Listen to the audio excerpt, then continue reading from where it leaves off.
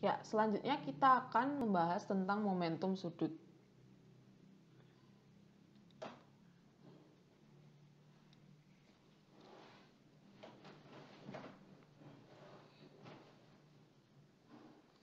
Momentum sudut disimbolkan dengan L, yang merupakan perkalian cross antara R dan juga momentum linier. Nah, dari definisi ini kita bisa menjabarkan komponen dari masing-masing momentum sudut, yaitu Lx sama dengan Y PZ min ZPY. PZ di sini komponen momentum linier arah Z ya. Sedangkan Y ini adalah komponen R arah Y. Kemudian LY sama dengan ZPX min XPZ. Dan LZ sama dengan XPY min YPX. Selanjutnya kita tahu bahwa dalam mekanika kuantum PZ, PY, PX bisa dijabarkan dalam operator ya. Jadi kalau kita masukkan PY, PZ, PX operator ke masing-masing persamaan Lx, Ly, dan Lz, kita akan menemukan Lx ini bisa dijabarkan menjadi H bar per I dikali dengan Y parsial Z atau turunan parsial terhadap Z minus Z dikali turunan parsial terhadap Y. Kemudian untuk Ly sama dengan H bar per I dikalikan dengan Z turunan parsial terhadap X dikurangi X turunan parsial terhadap Z. Sedangkan untuk Lz itu sama dengan H bar per I dikali X turunan parsial terhadap Y dikurangi Y turunan parsial terhadap X. Ini kalian bisa mudah menemukan ini, caranya tinggal memasukkan operator PZ, PY, dan PX ke masing-masing persamaan L. Kemudian kita juga akan coba melihat relasi komutator antara Lx, Ly, dan Lz. Jadi komutator itu biasanya disimbolkan dengan ya kurung siku. Nah ini komutator Lx, Ly.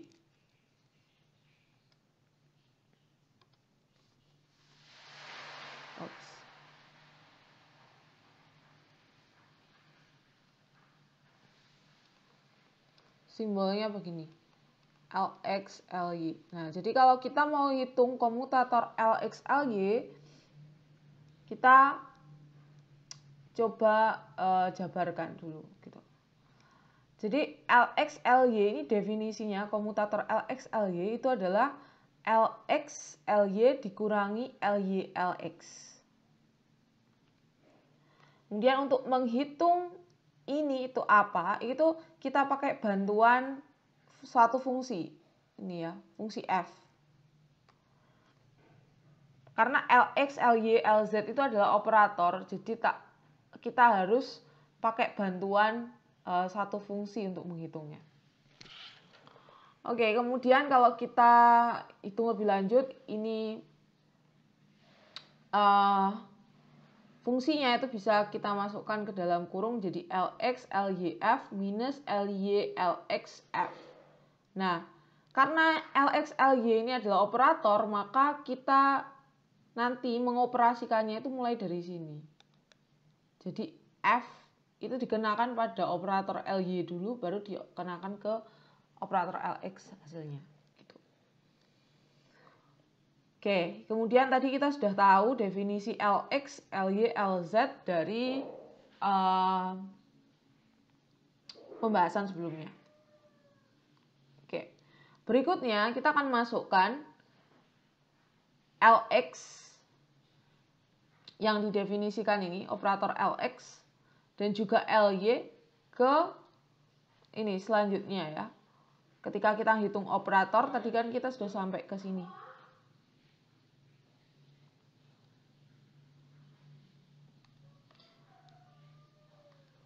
Kita sudah sampai ke sini.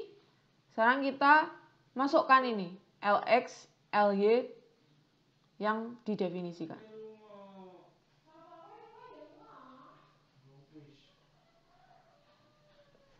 Oke, kita masukkan. Nah, ternyata di Lx dan Ly itu sama-sama ada H bar per I kan di situ. Nah, di sini kan ada perkalian Lx Ly, sedangkan yang di sini ada perkalian Ly Lx. H bar per I itu adalah skalar, konstan juga, jadi kita bisa keluarkan mereka. Makanya di sini ada H bar per I kuadrat. Kuadrat datang dari Lx dan juga Ly-nya. Karena mereka perkalian. Oke, kita lanjutkan ya. Ini Lx, ini Ly, ini dari Ly Lx. Oke, selanjutnya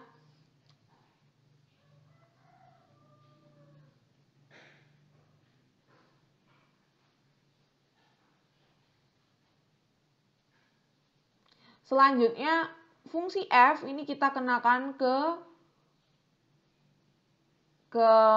operator yang ada persis di depannya f.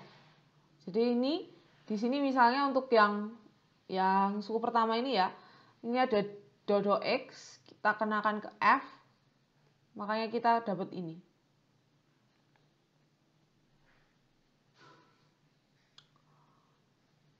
Dan juga ini. Ya. Jadi habis dikenakan ke f, kita kalikan silang ke operator yang di depannya. Maka nanti kita ketemu ini dan ini. Kemudian yang z terhadap z, turunan terhadap z, ini x do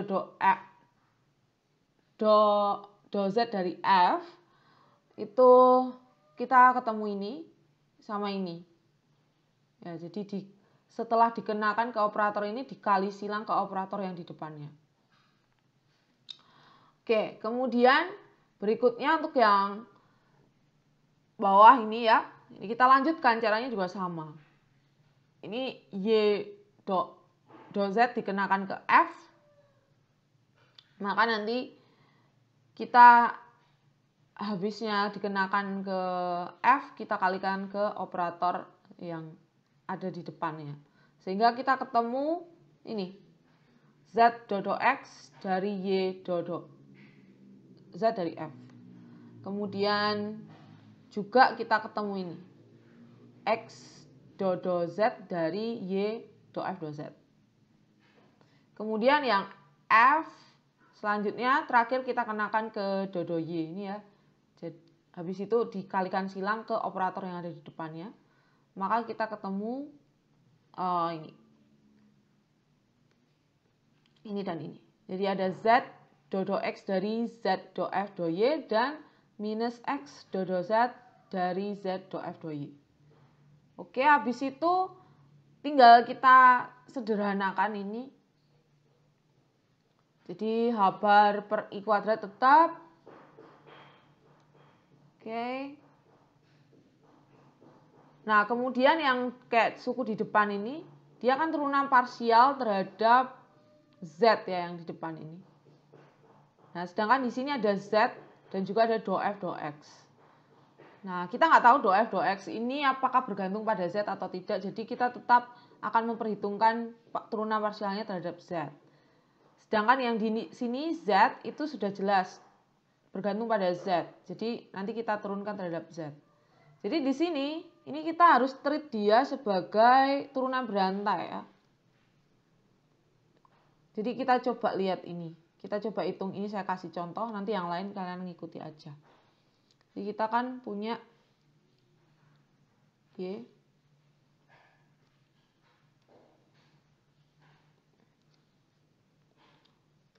do Z dari Z do F do X. Ini kan. Nah, ini kita treat ini sebagai U, ini sebagai V. Kemudian kalian turunkan seperti UV. Ya. Biasanya kan berarti kita jadi kalau turunan UV itu kan jadi UV aksen plus V U aksen gini ya. Ya kan? Nah, itu ini semua di-treat seperti itu. Sehingga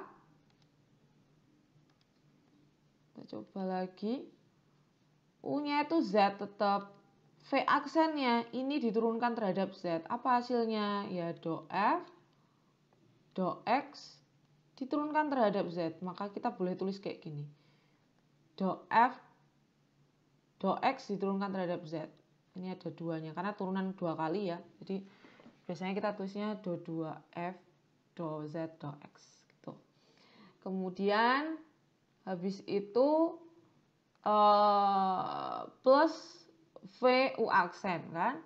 V-nya kan do F, do X ini jadi tetap. Kemudian U aksen turunan Z terhadap Z. Apa turunan Z terhadap Z1 kan? Nah, gitu. Kemudian di depan sini jangan lupa Y-nya masih ada ya. Y-nya itu kan tidak diturunkan, jadi tetap ada Y-nya. Jadi di sini ada Y. Gitu. Oke, makanya ketemu Y do F do X, tak balik aja sama aja kok. Plus YZ do 2F do Z do X. Nah, itu kan suku ini sebenarnya. Ya, gitu aja. Yang lain nanti sama caranya kayak gitu, kalian coba sendiri ya. Nah, habisnya kita hitung satu-satu dengan cara seperti ini tadi. Sekarang kita tinggal menyederhanakan. Kalau ada suku yang sama silakan dicoret gitu. Nah, apakah ada yang sama? Kita lihat. Harusnya ada yang sama. Seperti ini dan ini kan sama ya. Ini dan ini sama, bisa dicoret. Kemudian YX, ini dan ini juga sama. Sama tapi tandanya kan berlawanan. Jadi boleh saling menghilangkan. Kemudian ini dan ini juga bisa. Terus ini dan ini bisa. Dan ya, terakhir kita cuma dapat Y do F do X minus X do F do Y kan. Oke, jadi kita tinggal dapat ini. Lalu karena sama-sama ada F-nya, F-nya tak tulis di luar kurung boleh, sama aja nanti ya. Maka kita ketemu ini. Ekspresi terakhirnya adalah H bar per I kuadrat Y do X min X do Y kali F. Nah, Y do X min X do Y ini berkaitan sama ini. Apa? Definisi LZ ya. Definisi LZ itu ini. Y do Y min Y do X. Dikali H bar per I tentunya. Nah, sehingga ini sebelum sampai sini, ini bisa kalau kesulitan, kenapa bisa langsung jadi I H bar LZ, ini dari sini.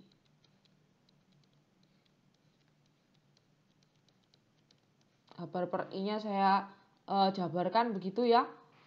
Kemudian ini kalau tak balik, jadi X do Y min Y do X, maka kan harus ada tanda minus di sini. Oke, sedangkan H bar per I kali X do Y min Y do Z ini sudah adalah LZ.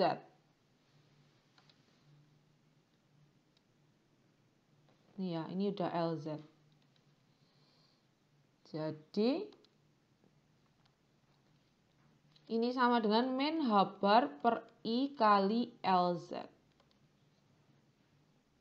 Oke, kita kalikan dengan I per I. Apa yang terjadi? Maka yang I kali I kan min 1 ya. Min 1. Di bawah ada min. Min dari min 1 kan 1. Positif ya. Lalu sisa I. Dan juga H bar. Sehingga tinggal I H bar LZ. Oke. Sehingga ini kita dapatlah ini I H bar LZ. Oke, jadi kesimpulannya komutator LX LY itu nilainya adalah I H bar. Nah, ini I H bar LZ maksud saya. Jadi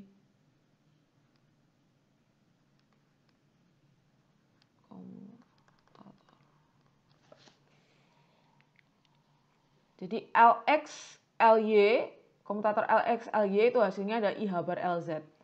Sudah kita buktikan. Nah, nanti selanjutnya kalau kalian hitung antara LY dan LZ, maka hasilnya adalah I bar LX.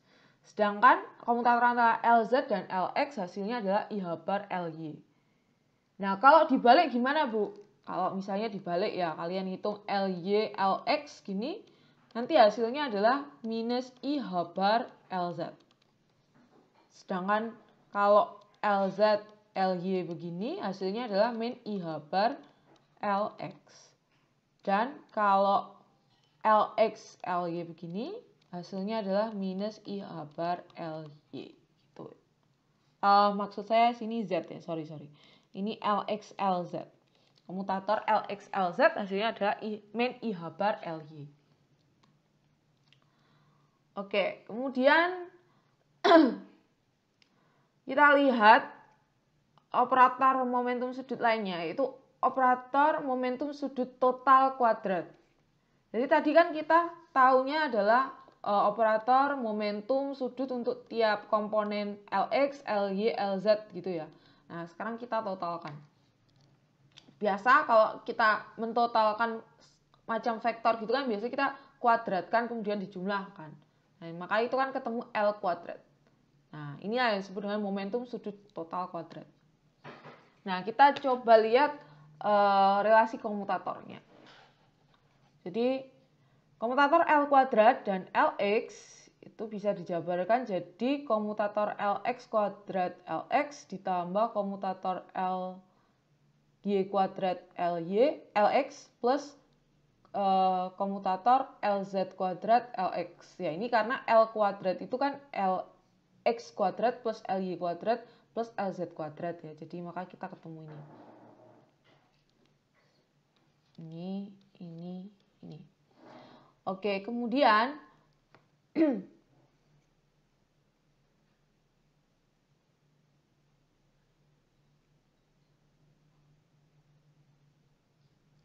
selanjutnya kita bisa tuliskan semua ruas itu jadi Ly kalikan komutator Ly, Lx plus Ly, Lx, Ly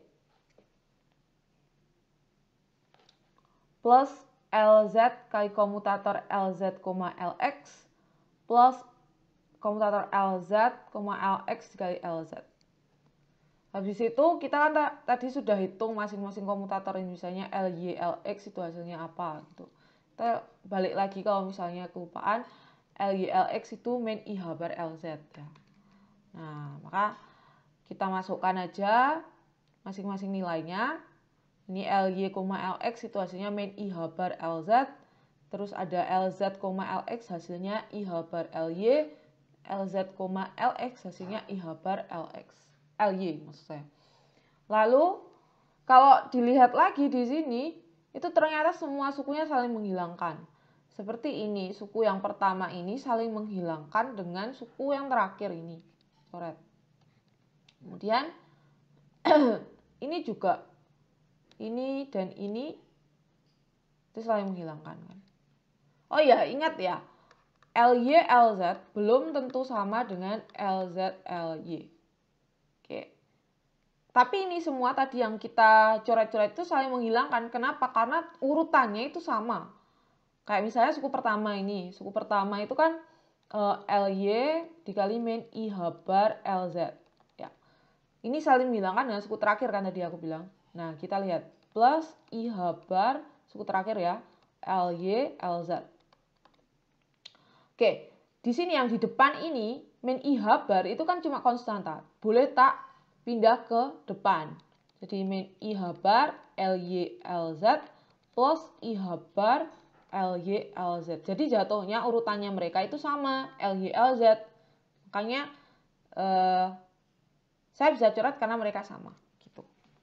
Nah, kesimpulannya komutator Lx, maksud saya komutator L kuadrat, Lx itu hasilnya adalah 0. Ini ya, simpulan akhirnya komutator L kuadrat Lx itu 0. Kemudian nanti kalau kalian hitung untuk komutator L kuadrat Ly, hasilnya juga akan 0. Dan komutator L kuadrat Lz juga hasilnya akan 0. Oke, kemudian sekarang kita bahas tentang eigenvalue.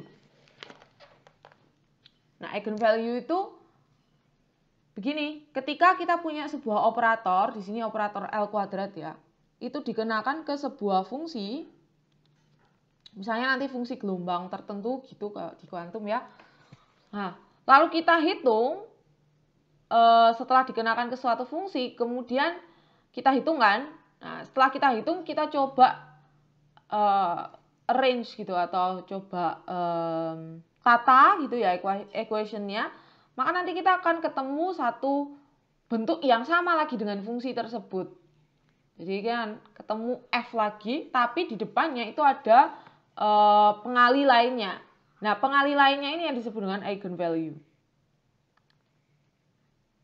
Oke. Nah, ini kalau kita turunkan L kuadrat itu eigenvalue-nya itu selalu ini. H bar kuadrat L dikali L plus 1. Sedangkan Lz kalau dikenakan ke satu fungsi nanti akan menghasilkan eigenvalue H bar M. Nah, L dan M di sini adalah bilangan kuantum ya, bilangan kuantum. Kalau bilangan kuantum kan ada N, L, M. Nah, ini yang L dan M aja. Bilangan kuantum magnetik, bilangan kuantum momentum sudut. Oke, kita lihat salah satu contoh soal tentang eigenvalue ini. Suatu keadaan elektron dinyatakan dengan fungsi V sama dengan A per akar 6 Psi 321 plus 1 per akar 2 Psi 320 plus 1 per akar 3 Psi 32 min 1. Nah, ingat kemarin 321 indeks di dalam dalam Psi ini itu menyatakan bilangan kuantum ya, NLM. Oke. Sekarang pertanyaannya, bila dilakukan pengukuran L kuadrat atau total momentum sudut kuadrat, tentukan nilai-nilai yang mungkin muncul. Dan kedua, tentukan nilai Lz yang mungkin muncul. Oke. Nah, ini sebenarnya pertanyaan ini tuh menanyakan berapa eigenvalue L kuadrat dan berapa eigenvalue Lz. Oke, jadi menanyakan eigenvalue. Jadi nanti tinggal kita masukkan ke persamaan ini aja untuk menghitungnya. Cuman sebelumnya, kalau kalian lihat di V ini, itu masih ada A. Artinya di situ sebenarnya belum ternormalisasi. Jadi langkah pertama, kalian normalisasi dulu V.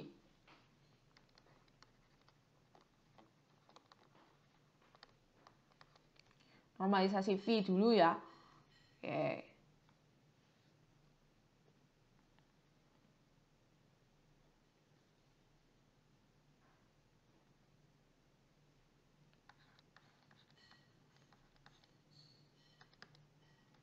Ini syaratnya ya, jangan lupa. Atau kalau dalam notasi bra dan cat, saya boleh tulis kayak gini.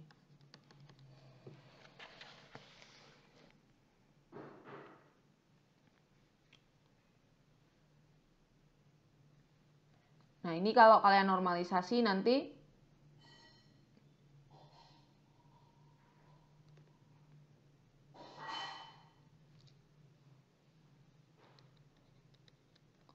jatuhnya kan akan seperti ini.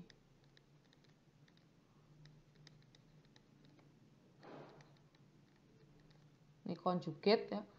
Psi konjugate kali psi plus 1 per akar 2 psi 320 konjugate kali 1 per akar 2 psi 320 plus 1 per akar 3 psi konjugate 32 min 1 kali 1 per akar 3 psi 32 min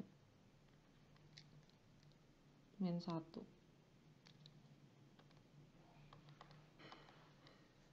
Ini harus sama dengan 1. Ini ada integralnya di depannya pasti. Ada integral. Jadi ini kalau tak jabarkan kan jadi ini. Syarat normalisasi dijabarkan jadi ini. Saya nggak menulis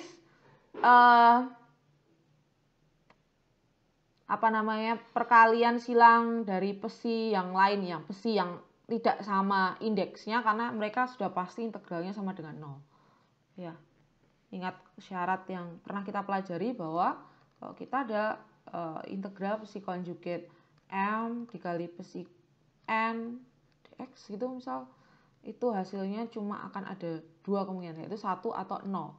1 jika M sama dengan N, 0 jika M tidak sama dengan N. Oke, nah kita lanjutkan ini. Ini maka kita akan ketemu A/6 ya. Lalu integral pesi konjugat pesi, kalau indeksnya sama kan 1, jadi langsung aja tak tulis 1. Kemudian yang di sini juga, ini semua integral ya, semua integral. 1/2 integral pesi 320 konjugat dikali pesi 320 itu juga 1. Kemudian ini jadi 1/3 integral pesi konjugat 32-1, dan ini bukan konjugat nih, sorry salah tulis, ini enggak konjugat. Pesi 32-1, ini dua-duanya kalau diintegralkan juga hasilnya 1. Oke, jadi kita punya A/6 ditambah setengah ditambah 1/3 itu sama dengan 1. Nah, nanti kalau kalian hitung ini A-nya itu akan ketemu A-nya sama dengan 1. Oke, jadi kalau kalian substitusikan A sama dengan 1 ke persamaan V, maka V sudah ternormalisasi. Nah, kalau sudah ternormalisasi, maka kita bisa hitung eigenvalue-nya. Semudah itu ya.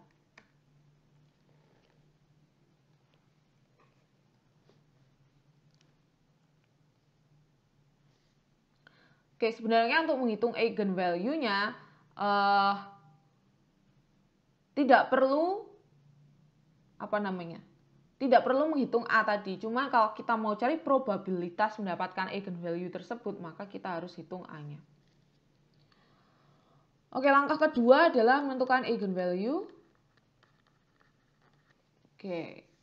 Nah, eigenvalue dari L kuadrat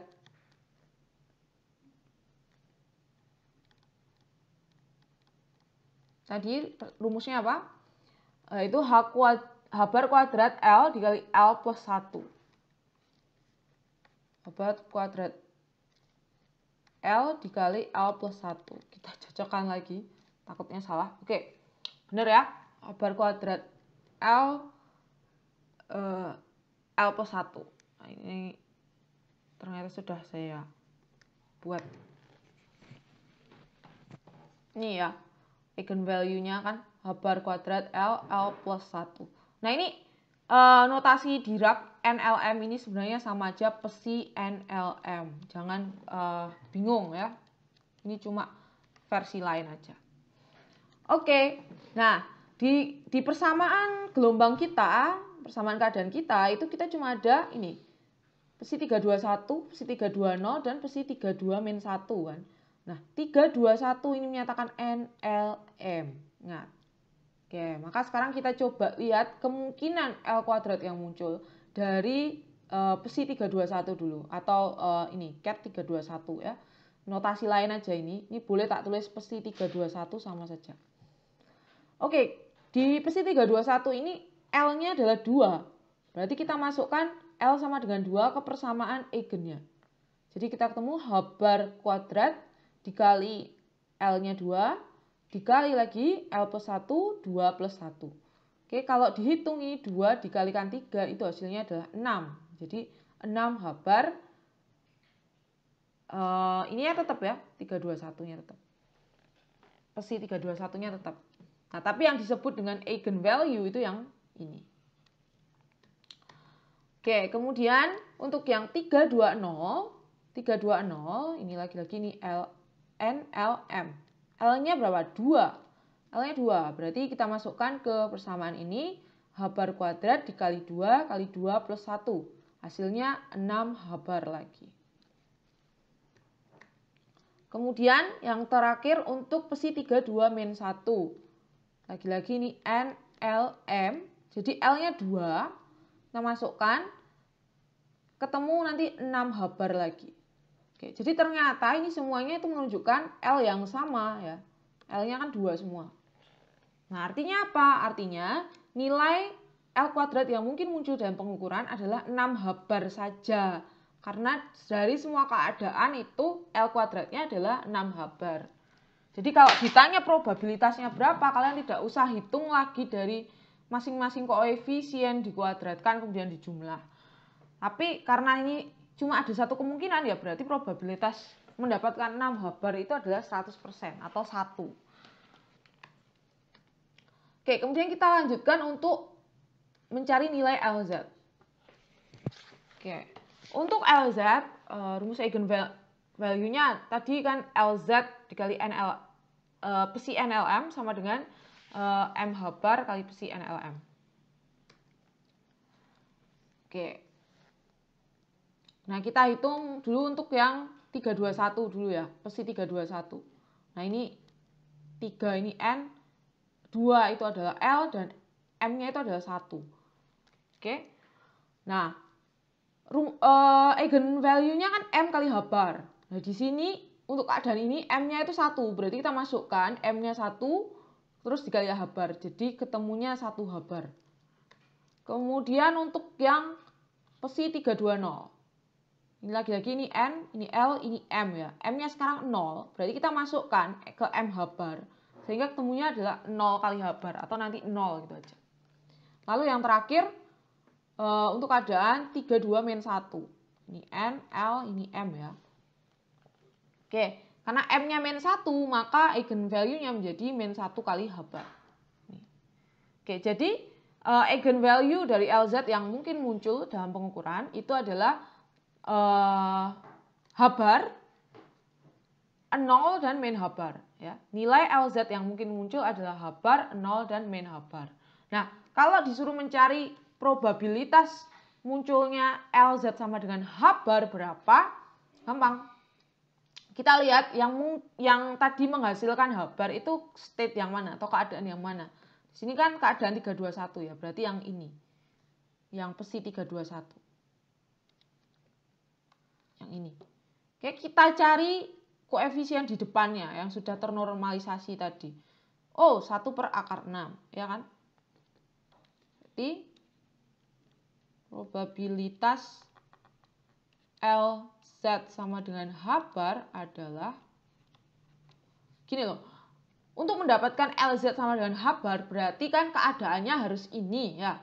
Psi 321. Nah, kita itu cuma perlu mencari probabilitas untuk mendapatkan keadaan psi 321. Gimana caranya? Ya tinggal ini kita pakai rumus probabilitas biasa ya.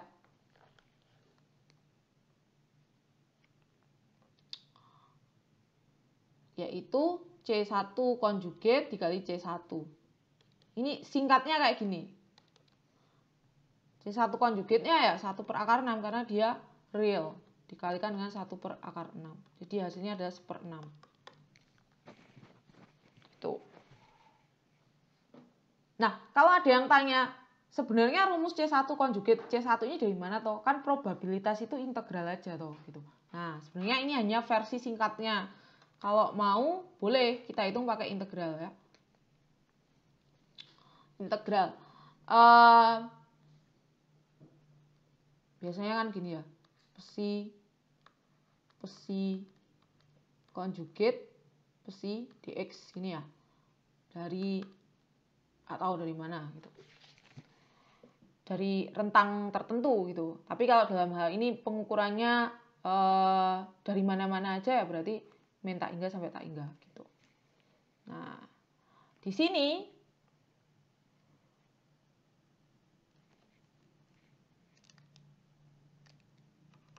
ini kalau kita cuma mau ukur probabilitas untuk state tertentu aja, ya ini tinggal kita masukkan indeksnya kan, ya, indeksnya misalnya jangan M deh, nanti tidak sama dengan magnetik itu.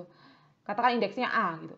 Oke, berarti psi A. Nah kan persamaan keadaan itu bisa terdiri dari banyak indeks kan. Nah, kalau kita cuma mau hitung untuk keadaan tertentu dengan indeks tertentu, ya kita ambil aja yang indeksnya tertentu itu tadi. Nah, sekarang yang indeksnya tertentu ini kan dia punya konstanta normalisasi ya, atau koefisien di depannya. Katakan koefisiennya itu adalah C1. Nah, kalau dia koefisiennya itu koefisien ini kan sebenarnya bisa bilangan kompleks, bisa ada I-nya. Jadi yang konjugat ya tetap ditulis konjugat.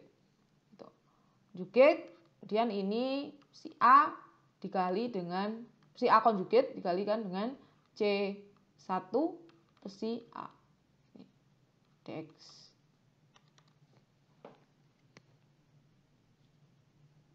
Ini C-nya itu ini. Ups, bentar. Nah, kemudian ini kan C1 konjugat dan C1 ini sebenarnya konstanta. Jadi bisa tak keluarkan dari integral. Sehingga C1 konjugat, C1. Kemudian integralnya tinggal integral min tak hingga sampai tak hingga dari psi A konjugat psi A dx. Nah, ingat kalau kita punya integral psi konjugat dan psi, kalau indeksnya sama itu hasilnya adalah 1. Maka ini kita ketemu C1 konjugat C1 gitu. Jadi jangan bingung, kadang di contoh soal saya langsung ke rumus C1 konjugat C1 itu asalnya ya dari definisi probabilitas yang dulu di awal perkuliahan kita bahas gitu. Oke, jadi itu kilas singkat dari momentum sudut dan juga contoh soalnya. Semangat untuk mempersiapkan UAS.